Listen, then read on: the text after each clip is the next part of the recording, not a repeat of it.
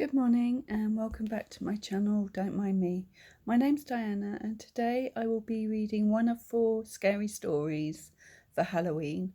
I will culminate these stories with part 2 of Maplebrook House, which is a story I wrote in 2021, and I read part 1 for Halloween, and I should have done part 2 for last year, but I had other issues that I just didn't get round to doing it. So I will leave a link in the description below for part 1 for those of you that would like to read it again before reading part 2.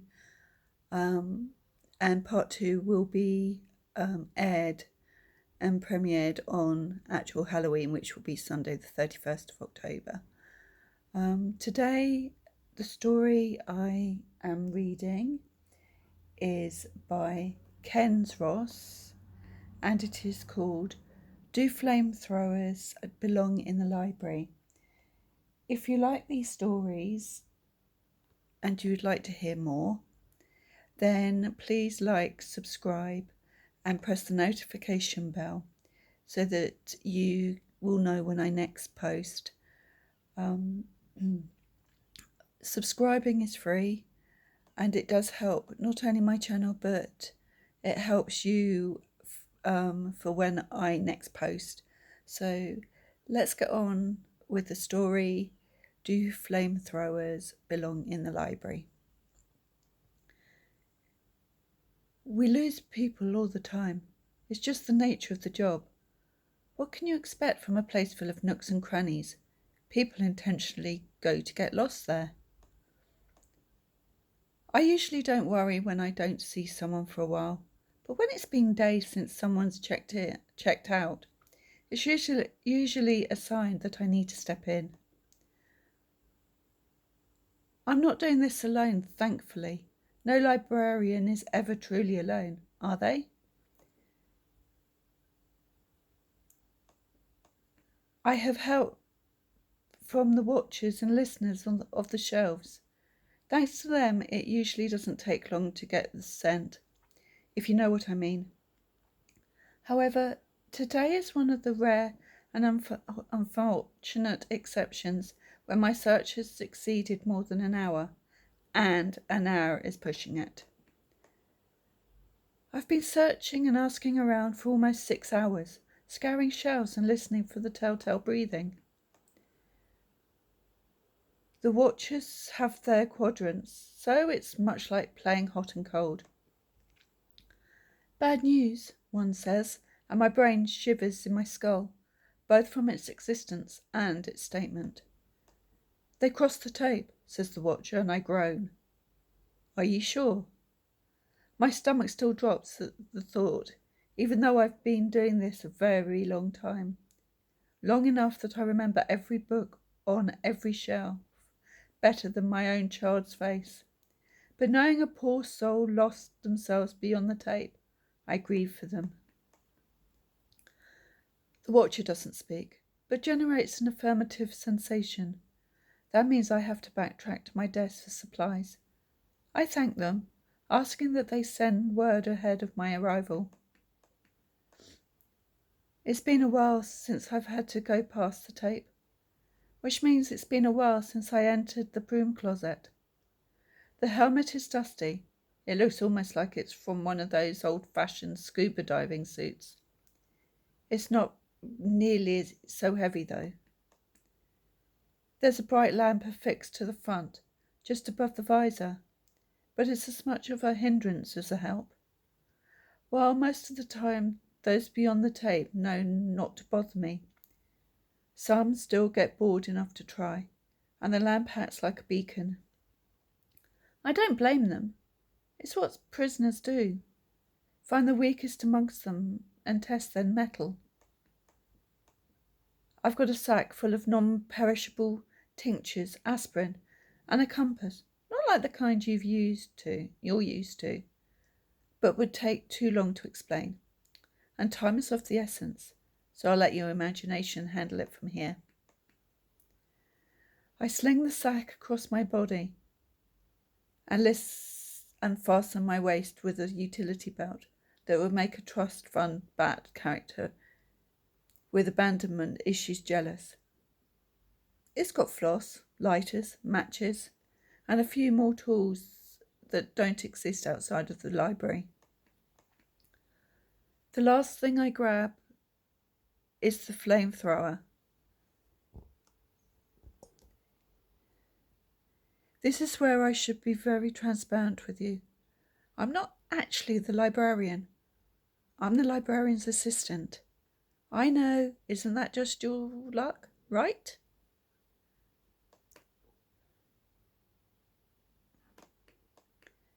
Not to worry. I'm very good at using this thing, and it does the job nicely. Whatever job I may deem necessary at any particular moment.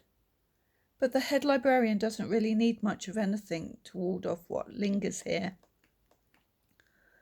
I don't know exactly where he is at the moment, nor do I want to know. If this were a real pickle, I would summon him. But while a rare occasion, it's not unusual in the scope of 1,000 years. After all, no one comes here without the intention, whether it's conscious or subconscious, to get lost. It's the nature of this place. But you know that, don't you? It's why you're here, after all. It doesn't take long to find the tape, which is fortuitous. Sometimes it moves around, but the watchers and listeners kept a beat on it this time, so as to direct me. Yes, it is really dark. Yes, it's literally tape. Hazard tape. But that's almost like a beacon to the adventurous, isn't it? I think the library knows that. It's greedy, but it's also quite discerning in taste. In some circles, that means that I should extend congratulations to you. In others, I offer my sincerest sympathy. I hear my name and ignore it as I crawl through the crisscross of reflective strips. The tape moves not at random, by the way. It generally serves as a warning. Whether it's gatekeeping sections currently under construction, in repair, or missing, I try not to, but I think that last one has something to do with where the head librarian went. Don't worry about it. My name is not important. So ineffectual that I've forgotten. I hear my name again as I begrudgingly turn on the lamp. Not a lot of help, just enough light to ensure I don't trip over anything or disturb the shelves. Many sleep here. I send off a warning shot from the flamethrower, showing I carry more light than just top my appetizing head. The flash of flames sends things slithering, but most of those this close to the tape have never been very convicted by nature, so I'm not concerned. There are many more listeners and less watchers past the tape, for obvious reasons. Thankfully, they say I don't have to go too far. I look down at the telling clicking sound to see rocks rolling, some as big as my feet and some as small as the tip of my thumb. The smaller ones move more easily, but all are rolling as if pulled toward a central point. I don't even need the compass, but I glance down at it one more time before stuffing it back into the sack. While I don't have to go too far, things are relative here. 10 steps may be 10,000. And so, even after only a few moments of exploring, I feel acute pressure jamming into my temples. My heart feels like it's being squeezed, and my vision blurs. My fingers tingle by the time I'm able to shake the aspirin into my mouth. I chew it, ignoring the sound of my name, my true name, the one only I can hear. You'll hear your own as well, if you stay here long enough. My vision clears, which just means the dark looks sharper, and I sweep another warning arc from the flamethrower for good measure. I do this as much because I love the sound as for protection. I also appreciate the warmth. It gets cold here, but in a strange way, which shouldn't surprise you at this point. It's cold, like the first signs of spring show in the early morning dew that's only just melted. I can smell and taste the sweat on my upper lip, and it's cold. And then I hear it. A few or 1,000 steps later, the breathing sound I've been listening for. The pace of the rocks quickens, and my head is turned down so the helmet light prevents me from tripping over or impeding their journey. A famous author once said, "All things serve the beam," and that's as true as this world as in the others, except this beam, this beacon, is attached to our lost visitor. I can only hear the rocks, mumblings, and the breathing sound now. The smell is so musty and thick, like the air is full of sweat and dust. Like I've stuck my head out the window during a heavily falling rain. If I think hard enough about it, soon I'll be drenched. So I don't. While the rocks are almost the perfect tell, and the listeners too corroborates the evidence, you can never be too sure. Only light can be sure. I take a match from the tiny box, snap it to life, and then blow it out. Tiny smoke tendrils curl and waft until they also follow the same flow as the rocks. Excellent. We've not been led astray. A few or 1,000 more steps, and the rocks are gathering down the aisle, where the breathing is more like wheezing, like the desperate struggle to take in. Lo and behold, we found them. Poor thing. Judging by the state of her, she got lost earlier. She's likely been here for most of the day. The book covers her face, consuming her head like a kid on a particularly large popsicle. The pages flutter gently against her too white jaw. The papery quality of her skin and the wanting muscle mass show how little time was on our side, not a moment to waste. I grabbed the book by the edges of both back and front covers. It's got most of her head inside of at this point. Just her earlobes, hair, and edge of her jaw peek out from beneath the pages. I now grip firmly. The wheezing turns into a moan that turns into a sob. Now, I say, and test the hold the book has on its victim. It's snug, too snug to jank like a leech. I need to treat it like a tick, making sure to get the head out. None of these are intended as puns, but it just happens after being surrounded by books and prose for so long. I draw one of the tiny ones strapped.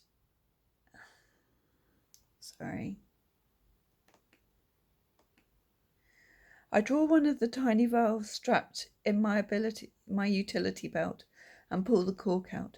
It smells like nothing to me, but I see the reaction immediately. Our half-consumed explorer moves a bit, her fingers mostly, and I hear a second, tinier moan beneath that of the books. I pour a small amount of the substance into the palm of my hand, and I smooth it gently down the spine of the book. It wails again, and so does the girl, both full of sorrow and reluctance.